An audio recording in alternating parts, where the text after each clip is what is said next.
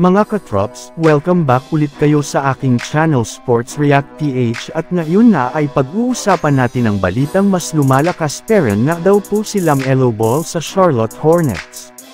Pag-uusapan na rin nga natin ngayon dito sa ating panibagong video ang balitang number 1 na nga daw talaga ang Los Angeles Lakers sa buong NBA.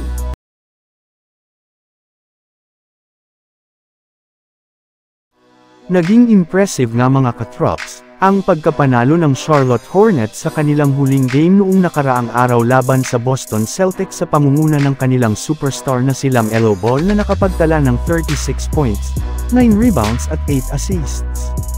Marami rin naman nga na mga fans ang humanga sa ipinakita nitong performance sa kanilang mga nakalipas na laro since nag-average nga ito ng 32 points per game sa huling 8 laro ng Hornets. Ika nga'y, napakalaki na nga talaga ng improvement ng laruan ngayon ni LaMelo Ball especially pagdating sa kanyang opensa at shooting sadyang hindi lamang nga ito nagiging sapat para mabuhat niya ang kanilang kupunan gayong as of now nga ay meron lamang silang record na 4 wins at 9 losses bilang ika-13 kupunan sa standings ng Eastern Conference at ang mas masakit pa dyan kahit gaano man nga kalaking puntos ang gawin ni LaMelo Ball ay nahihirapan pa rin nga ang Hornets na magkaroon ng sunod-sunod na panalo since 3 beses pa lang nga silang nananalo sa kanilang huling 10 laro ngayong season.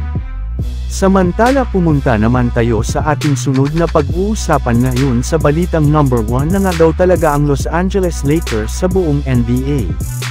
Sa pamamagitan nga mga katrops, ng napaka-dominanteng performance ng buong Los Angeles Lakers ay madali nga nilang natambakan ang Utah Jazz sa kanilang in-season tournament game ngayong araw sa score na 131-99 sa pamunguna ng kanilang mga players na sina Anthony Davis na nagtala ng 26 points at 16 rebounds,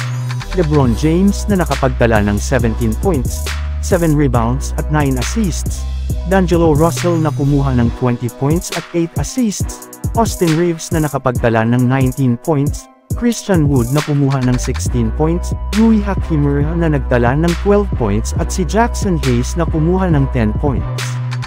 At dahil nga sa kanilang pagkapanalo ay umangat na nga sa 4 wins at 0 losses ang kanilang record sa group stage ng in-season tournament at ang maganda pa dyan ay sila na rin naman nga ang kauna-unahang kupunan sa Western Conference na nakapasok sa quarterfinals ng in-season. At kung titingnan nga natin ang kanilang record ngayon at ang hawak nilang points differential ay sila na nga ang magiging number 1 team sa in-season tournament ng Western Conference kung saan inaasahan nga nakakalabanin nila dito ang kahit anumang kupunan na makakapasok sa wild card. So yun lang nga mga katrops ang handog ko sa inyong storya ngayong araw. Sana nag-enjoy kayo. Please like and subscribe my YouTube channel Sports React PH para sa iba pang storya at update patungkol sa NBA. Kita-kits muli sa ating susunod na video.